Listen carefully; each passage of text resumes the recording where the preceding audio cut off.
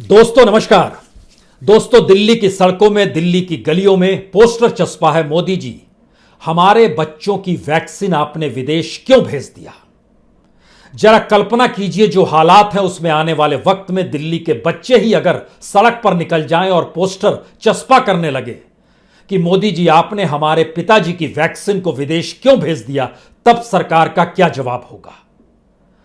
यह सवाल इसलिए महत्वपूर्ण है क्योंकि एक पोस्टर बच्चों को लेकर चस्पा किया गया कि उनकी वैक्सीन को विदेश क्यों भेज दिया गया, तो 23 एफआईआर 23 थानों में हो गई, 25 गिरफ्तारियां हो गई। जिन्हें गिरफ्तार किया गया वो पोस्टर चस्पा करने वाले थे, वह पोस्टर को ई रिक्शा में ढोने वाले थे, वह प्रिंटिंग प्रेस में छापने वाले थे, वह कॉन्ट्रैक्ट लेकर पोस्टर को दिल्ली की सड़कों पर चस्पा करने वाले थे। अधिकतर दिहाड़ी मजदूर हैं, बेरोजगार हैं, युवा हैं, बच्चे हैं, ऐसे लोग हैं जो 18 साल से बड़े हैं। 19 साल की उम्र के व्यक्ति की भी गिरफ्तारी हुई है। लेकिन जब बच्चे अगर ये पोस्टर छापना शुरू कर देंगे और बच्चे दिल्ली की सड़कों पर इसे चस्पा शुरू करने देंगे कि हमारे पिताजी की वैक्सीन को आपने विदेश क्यों भेज दिया, तब दिल्ली पुलिस का क्या जवाब होगा। दिल्ली पुलिस क्या वाकई किसी कानून के तहत गिरफ्तार कर रही है, एफआईआर दर्ज कर रही है, या फिर सिर्फ किसी को खुश करने के लिए, या फिर स्थितियों को डायवर्ट करने के लिए।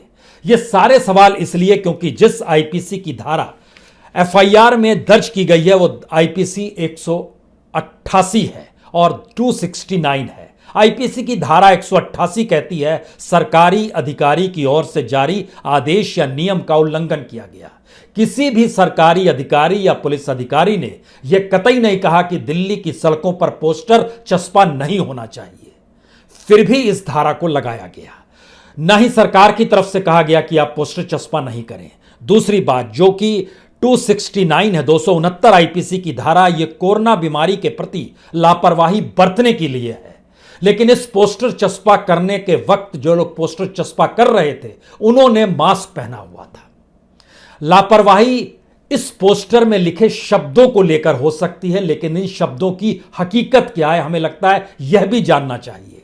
ठीक उसी तरीके से जैसे दिल्ली पुलिस जिस कानून के तहत का जिक्र करती है कि हम कानून के तहत काम कर रहे हैं, इससे पहले दिल्ली में जो हाथ मदद के लिए उठे उनसे भी जांच करने दिल्ली पुलिस पहुंच गई और कहा कि यह हाईकोर्ट का निर्देश है, हम इंक्वायरी कर रहे हैं, जिसमें उन्होंने कहा है कि चाहे युवक कांग्रेस के अध्यक्ष वीवी श्रीनिवास हो, चाहे आम आदमी पार्टी के दिलीप पांडे हो, चाहे कांग्रेस के मुकेश हो या गौतम गंभीर हो, किसी से भी हम इसलिए पूछताछ कर रहे हैं क्योंकि हाईकोर्ट का निर्देश है।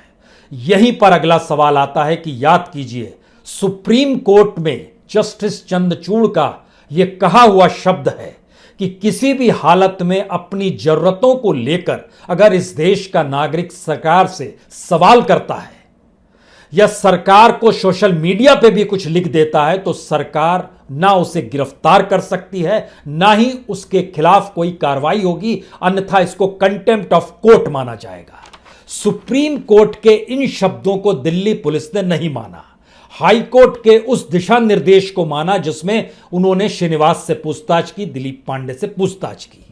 सवाल यह है कि एक ही परिस्थिति के भीतर में दो अलग अलग स्थितियां निकल कर आती हैं और उसमें बहुत साफ तौर पर दिल्ली पुलिस कानून के तहत भी काम कर रही है या नहीं कर रही, यह भी सवाल होता है। हमें लगता है कि इसको जरा सा आगे ले जाइएगा तो आपके जहन में बिहार भी आ जाएगा, पप्पू यादव भी आ जाएंगे। पप्पू यादव इस कोरोना काल के वक्त जब एम्बुलेंस के स्कैम को बताने निकले और मीडिया को बताने निकले, मास्क भी लगा हुआ था, मीडिया पर्सनल के लोग भी वहां पर थे और बता रहे थे कि किस तरीके से बीजेपी के सांसद, मंत्री रूड़ी किस रूप में वहां पर एम्बुलेंस को बंद किया, तो उनके खिलाफ 1989 की फाइल खोल दी गई। और यह भी बड़ा महत्वपूर्ण है, हमको लगता है यह भी आपको जानना चाहिए। 1989 में पप्पू यादव के खिलाफ एक किडनैपिंग का मामला था और द हिंदू अखबार के पत्रकार हैं, उन्होंने एक रिपोर्ट फाइल की। उस रिपोर्ट के जरिए यह जानकारी बहुत साफ तौर पर मिलती है, अमरनाथ तिवारी की यह रिपोर्ट है। उन्होंने उस राजकुमार यादव के बारे में जानकारी हासिल की कि जिसका किडनैप 1989 में पप्पू यादव ने किया था, जो कि एफआईआर दर्ज है। उस राजकुमार यादव ने कहा दरअसल वो कंफ्यूजन था, हमारा कोई किडनैप नहीं हुआ था।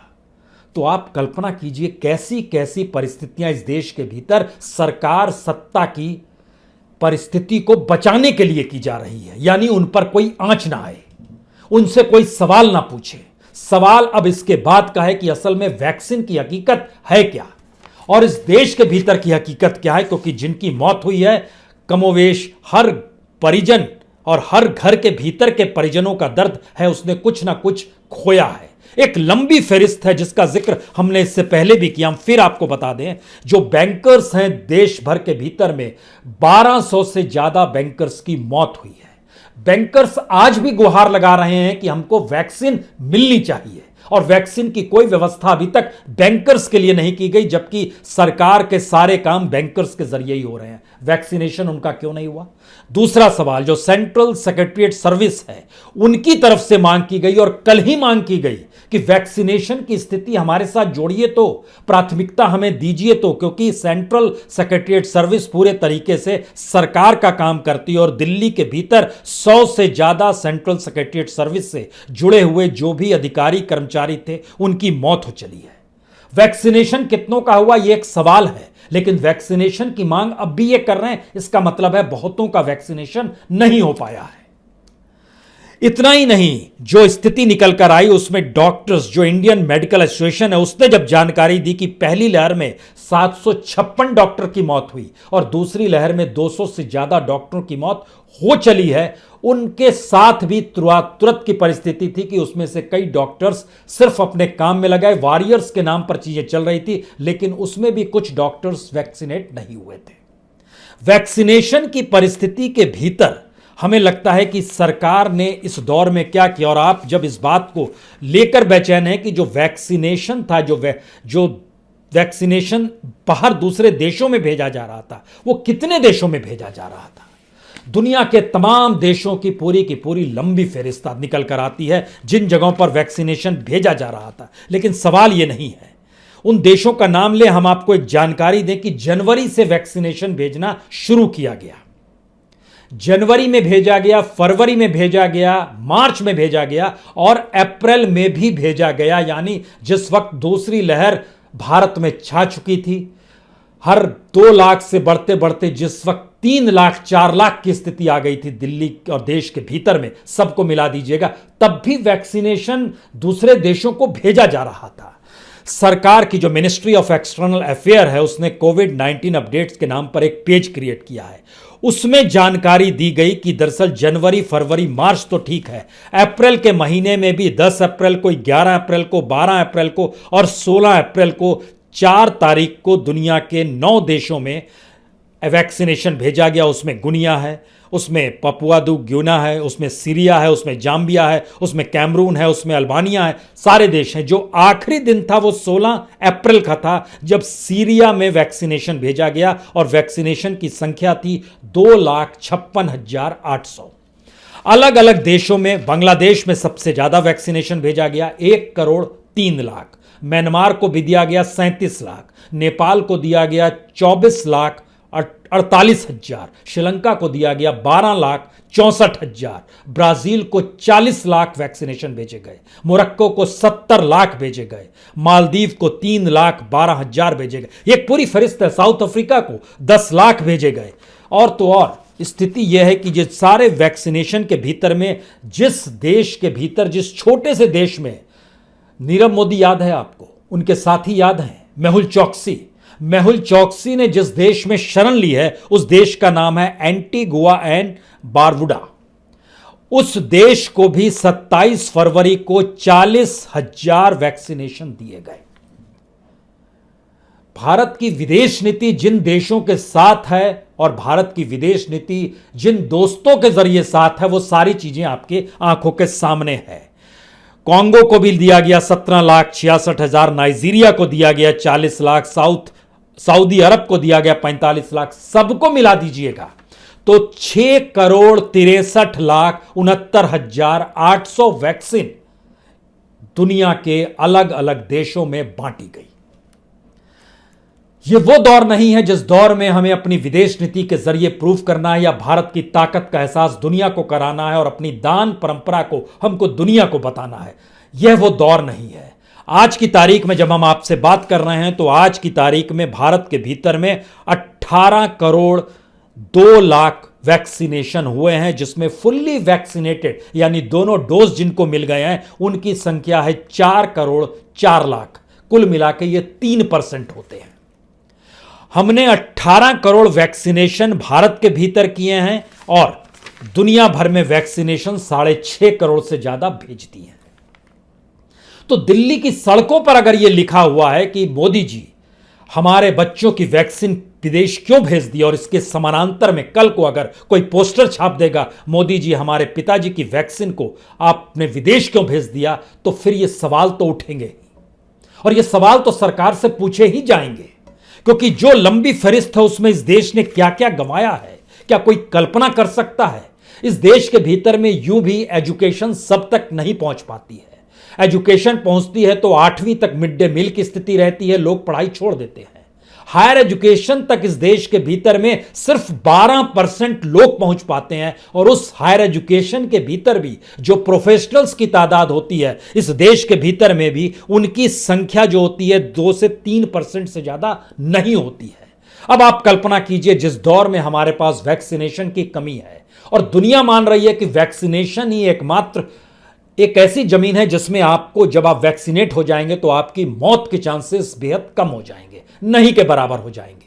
तो जिन मौतों का सिलसिला हम अगर आपके साथ शेयर करना शुरू करें कि इस देश ने नौकरशाहों को खोया, वो नौकर साहब प्रोफेशनल्स थे। जब हम आपसे जिक्र कर रहे थे कि किस रूप में सेंट्रल सेक्रेटरीट सर्विस, उसमें जो लेवल है यह भी समझ लीजिए, deputy director, under secretary, deputy secretary, इस लेवल के जो आईएएस लेवल के लोग हैं उनका भी निधन वैक्सीनेशन ना हो पाने की वजह से हुआ है। तो वैक्सीनेशन को लेकर सवाल तो उठेंगे। हमने न्यायपालिका से जुड़े, अदालतों से जुड़े कई लोगों को खोया है, हमने बैंकर्स को खोया है, हमने कोऑपरेटिव को खोया जिन्होंने इस देश में कोऑपरेटिव क्रिएट किया, हमने शिक्षकों को खोया, हमने प्रोफेसर्स को खोया है। दिल्ली यूनिवर्सिटी से जुड़े हुए कितने प्रोफेसर्स की मौत इस दौर में हुई है, और सभी युवा हैं, 36 साल, 38 साल, 40 साल। पॉलिटिकल साइंस के एचओडी, उनका भी निधन हो गया। एक लंबी फहरिस्त है, अलीगढ़ मुस्लिम यूनिवर्सिटीज के प्रोफेसर्स की एक तादाद है जिनकी मौत हो गई इस दौर में। इस दौर में जर्नलिस्टों की, संपादकों की मौत हुई है। ऐसे ऐसे जर्नलिस्टों की मौत हुई है जिस पे देश को गर्व था, कितने शानदार तरीके से काम करते थे। इस दौर में संगीत के जो धनी थे, जिन्होंने जिंदगी भर अपने तौर पर इस देश को सांस्कृतिक और सामाजिक तौर पर अपने शब्द और संगीत के जरिए जोड़े, उनकी मौत को भी हमने इस दौर में देखा समझा है। हमारे मित्र परिजन, हमारे इर्द गिर्द, हमें नहीं लगता है कोई परिवार बचा होगा। सवाल यह नहीं है कि अपने किसी परिजन को लेकर आंसू गंवाएं या इस देश के मूर्धन्य लोगों को लेकर आंसू गंवाएं। किसको लेकर गंवाएं, किसको लेकर शोक व्यक्त करें, किसको लेकर श्रद्धांजलि देने की परिस्थितियों को पैदा करें। जैसे इस देश के भीतर में चंद लोगों को लेकर तो प्रधानमंत्री ट्वीट भी कर देते हैं कि हमें दुख है, हम आपके साथ, परिवार परिजनों को ढांढस बंधाते हैं। देश के प्रधानमंत्री हैं, देश के हर नागरिक को बराबर का अधिकार है जिंदगी जीने का, और कॉन्स्टिट्यूशन में यह लिखा हुआ है कि जीने का अधिकार देना, और उस जीने के अधिकार के साथ हेल्थ सर्विस का जिक्र है। कॉन्स्टिट्यूशन बनाने वालों के जहन में क्या यह कभी सवाल रहा होगा कि इस देश के भीतर में जब कोई महामारी आएगी, उस महामारी से बचने के लिए जो वैक्सीनेशन होगा, उस वैक्सीनेशन को भारत के नागरिकों के बदले दुनिया के दूसरे देशों में उसे दिया जाएगा? यह कौन सी परिस्थिति है? इन परिस्थितियों का क्या कोई जवाब होगा? क्योंकि 18 करोड़ लोगों को भारत में वैक्सीनेट किया गया और 6 करोड़ 63 लाख वैक्सीनेशन बाहर भेज दिए गए। और ऐसे ऐसे देशों में जब हम उसका जिक्र करते हैं तो आपको समझ नहीं आएगा कि इससे आपको क्या लेना देना था। Albania, Zambia, Papua New Guinea, Guinea, और जो हमने एंटीगुआ एंड बारबुडा का, जहां पर महल चौकसी ने पनाह लिया हुआ है, वहां भी 40,000। ये कौन सी परिस्थिति है? और इन परिस्थितियों के साए तले यह भी समझना होगा कि जब आप अपने देश के मानव संसाधन, ह्यूमन की को बचाने की प्रक्रिया में नहीं आ पाते हैं तो फिर आपका वर्तमान आपके भविष्य को खत्म कर देता है। क्योंकि लोग भविष्य सहेजना चाहते हैं। हम लोग बार बार इस बात का जिक्र करते हैं कि आने वाले वक्त में जिस युवा पीढ़ी के कंधे पर इस देश का भविष्य है, मौजूदा वक्त में उसे हम कम से कम एक बेहतरीन देश दे सके, चाहे वो शिक्षा को लेकर हो, चाहे बेसिक इंफ्रास्ट्रक्चर को लेकर हो। लेकिन वो सारी चीजें तो इस दौर में ध्वस्त हो गई, ध्वस्त कर दी गई। और उनको लेकर आने वाले वक्त में वो किस देश के भविष्य को संभालेंगे, अपने कांधों पर लेकर चलेंगे। और वो जब इस बात का जिक्र करेंगे कि मोदी जी आपने हमारे पिताजी की वैक्सीन को विदेश क्यों भेज दिया, क्या सवाल होगा। और अभी अगर हम आप ये सवाल कर रहे हैं कि हमारे बच्चों की वैक्सीन को आपने विदेश क्यों भेज दिया, तो क्या वो एफआईआर दर्ज होने की परिस्थिति में आता है? कौन सा कानून है ये, और कौन सी स्थितियां या कौन सी सामाजिक परिस्थितियों को इस देश में बना दिया गया है? ये सारे सवाल बार बार इसलिए रेंगते हैं, कोई भी देश वहां के नागरिकों से ही आगे बढ़ता है, और उन नागरिकों के भीतर जो उनकी अपनी शिक्षा की व्यवस्था होती है और जो वह सोचते समझते हैं, उसके जरिए वह देश धनी होता है। धनी का मतलब पूंजी नहीं है कि हमारे पास कितना बजट है, यह भी नहीं है कि हमारी पॉलिटिकल पार्टी के पास अथाह पैसा है, हम जिसे मन चाहे उसे खरीद लेंगे, और हमारे पास एक एयरफोर्स वन की तरह एक जहाज भी है जिस पर बैठकर देश के प्रधानमंत्री और राष्ट्रपति सफर करेंगे तो उस पर मिसाइल भी अटैक कर दीजिए, असर नहीं पड़ेगा। हमारे प्रधानमंत्री के पास गाड़ियों का काफिला है जो बुलेट प्रूफ है, एक नहीं 6 गाड़ियां हैं, और इतनी महंगी गाड़ी दुनिया के कोई राष्ट्राध्यक्ष इस्तेमाल करते हैं या नहीं करते हैं, लेकिन सिर्फ 4 देशों के राष्ट्राध्यक्ष इस्तेमाल करते हैं, जो हमारे देश में इस्तेमाल होता है। हमारे देश में सत्ता बड़ी रईस है, वो खूब दानी है, लेकिन इस देश के नागरिकों की मौत कहें, हत्या कहें, जिन शब्दों का इस्तेमाल करना है कर लीजिए, लेकिन ऐसी परिस्थिति इस देश के भीतर में अगर बनती चली जा रही है, जब हम अपने ही लोगों को नहीं बचा पा रहे हैं।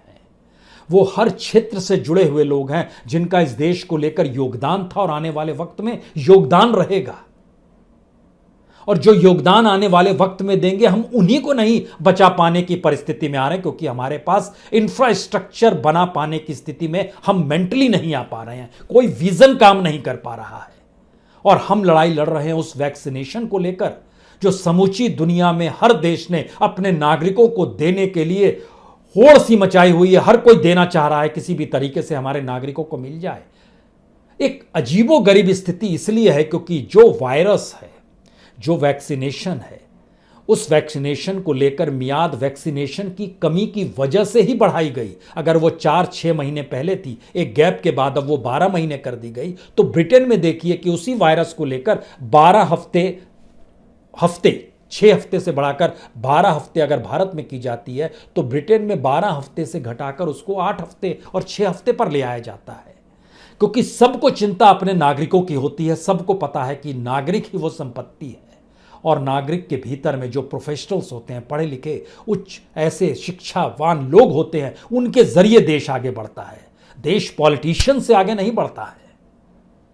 पॉलिटिशियंस को तो सेवा करने का मौका दिया जाता है जनता के द्वारा, लेकिन यह कहां किसी को पता था कि सेवा का मौका भी देंगे और आप ये मान भी लेंगे कि सब कुछ हमारा है और 5 साल के लिए हमारा ही रहेगा।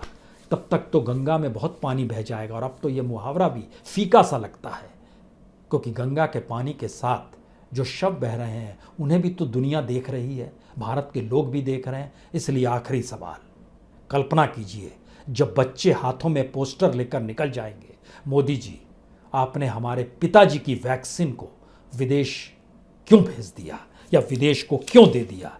ये ऐसा सवाल है जिस सवाल का जवाब सरकार को देना चाहिए, बताना चाहिए वो कौन सी परिस्थिति थी। लेकिन सवाल है, सरकार के डॉक्यूमेंट जब बताते हैं जिस वक्त इस देश के भीतर में 10 करोड़ लोगों को वैक्सीन लग चुकी थी, यानी हम आपसे जिक्र 16 अप्रैल का कर रहे हैं, उस दिन तक इस देश से 6.5 करोड़ से ज्यादा वैक्सीन विदेश भेजी जा सकती थी। ये कैसी परिस्थिति है? ये सारे सवाल कहीं ना कहीं रात के अंधेरे में सही, लेकिन रायसीना हिल्स पर गूंजने चाहिए।